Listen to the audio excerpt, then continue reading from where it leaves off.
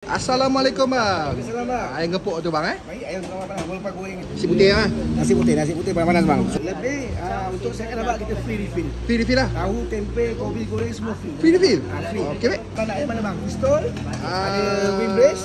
Pistol lah bang. Pistol bagi tempe. Tempe, tahu ni semua boleh tambah. Ni boleh tambah. Tempe, tahu semua kan. Kopi goreng lah. Kobis goreng. Kopi goreng. Lah, kopi biasa pun, kopi mentah pun kita ada lah. So sambal kita tak ada label tapi kita bagilah kalau nak pedas ke kurang pedas. Sambal bang eh. Sambal Pedas sangat ke bang? kurang lah. Semua boleh makan. Semua boleh makan bang eh. Okey baik. Sambal kita ni memang ramai cakap lah. Sebab kita giling lah, kita tak blender. Gajus, kalau kita nak gajus, kita akan tambah lah. Bagi dia kurang pedas sikit eh. Kurang pedas. Cak. Kita buat I love you lah. I love you wallah weh. Habis kedai abang kat mana ni bang? Kedai kita buka pada depan SK Seri Duyung. Kita cuti sekat Esase. So nampak SK Seri Duyung Pematang. So depan ada food court. Kat situ lah kedai kita. Jam 10 sampai jam 6 petang. Habis tadi RM1 bang? Ni RM10 90 sen.